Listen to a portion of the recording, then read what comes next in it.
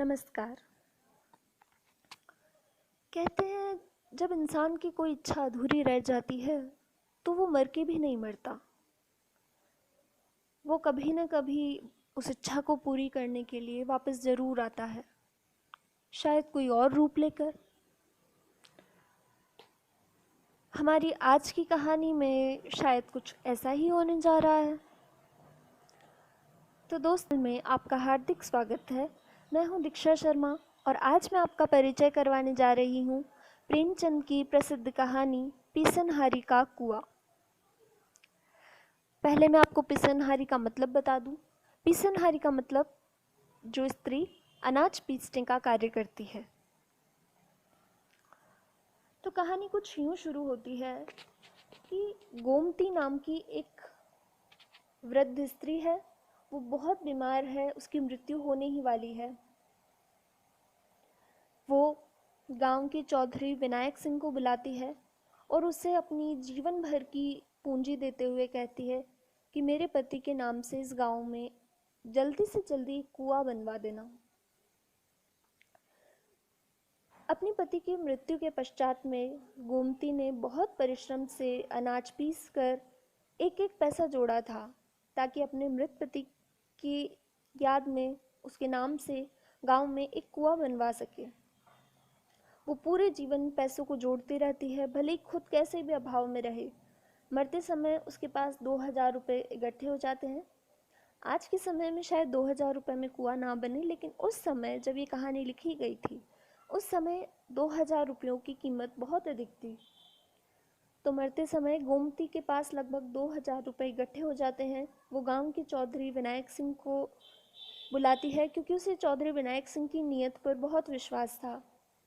वो उसे कहती है कि तुम मेरी जीवन भर की ये पूंजी लो और मेरी मृत्यु के पश्चात जल्दी से जल्दी मेरे पति के नाम पर गांव में एक कुआं बनवा देना। चौधरी विनायक सिंह साफ नीयत के आदमी थे। गोमती की मृत्यु के पश्चात उन्होंने कुआं बनवाने का निश्चय किया,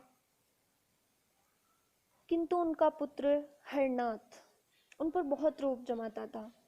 उसने अपने पिता को बातों में उलझा लिया और कहा कि आप ही पैसे मुझे उधार दे दीजिए, मैं इसे व्यापार में लगाकर पढ़ा दूंगा और आपको और ज़्यादा पैसे दूंगा, आप अच्छा कुआं बनवा पाएंगे।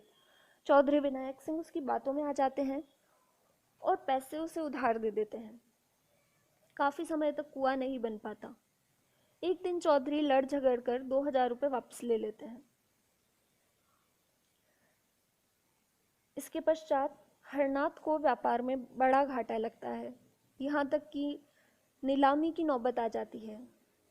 इसलिए चौधरी विनायक सिंह अपने बेटे को बचाने के लिए मजबूर होकर गोमती के दिए हुए पैसों का उपयोग करते हैं।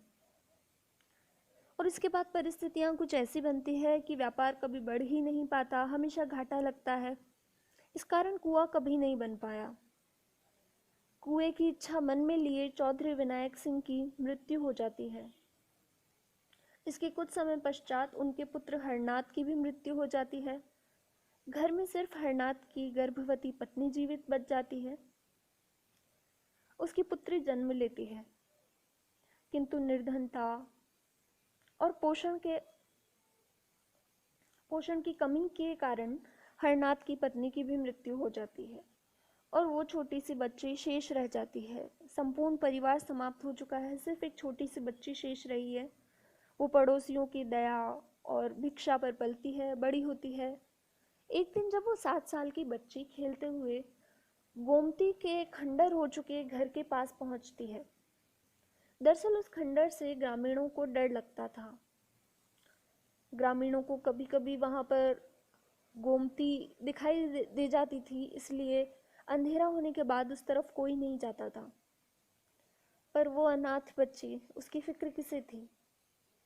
वो अनाथ बच्ची एक बार घूमते हुए वहां अकेली बैठ गई गोमती के घर के पास और उसे अचानक कुछ सूझा और वो घास खोदने लगी। और जैसे ही अंधेरा हुआ वो वापस बस्ती में चली गई। अब ये रोज का क्रम बन गया था। 7 साल की छोटी सी बच्ची रोज आती, घास उखाड़ती और गड्ढा खोदती। कई दिनों तक वो वहाँ अकेली गड्ढा खोदती रही और फिर धीरे धीरे बस्ती के बच्चों को इस काम में मजा आने लगा। वो उसकी मदद करवाने आते। बच्चों के अथक परिश्रम से गड्ढा काफ़ी गहरा खुद चुका था। ग्रामीण इससे बहुत प्रभावित हुए और उन्होंने बच्चों की मदद करके वहाँ पर कुआं बनवा दिया। आज कुआं बन चुका था। जैसे ही अंधेरा हुआ सारे बच्चे घर चले गए, लेकिन वो छोटी सी बच्ची आज बहुत खुश थी, बहुत खुश, मानो युगों युगों से उसकी कोई अधूरी इच्छा पूरी हो गई हो। उस रात वो बच्ची कुएं की मुंडेर पर ही सो गई और अगले दिन जब ग्रामीणों ने देखा तो वो मर चुकी थी। कुएं की मुंडेर पर उसकी लाश पड़ी थी। जो काम अधूरा रह गया था वही करने शायद वो वापस आई थी, और जैसे ही काम पूरा हुआ वो चली गई। ग्रामीणों ने उस कुएं का नाम पिसनहारी का कुआं रखा। और गांव वाले अक्सर आपस में बात करते कि शायद गोमती ही वापस आई थी अपनी अधूरी इच्छा पूरी करने।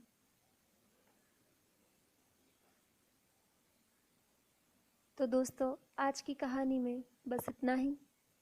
मिलते हैं अगली कहानी में, तब तक के लिए अलविदा। धन्यवाद। जय हिंद।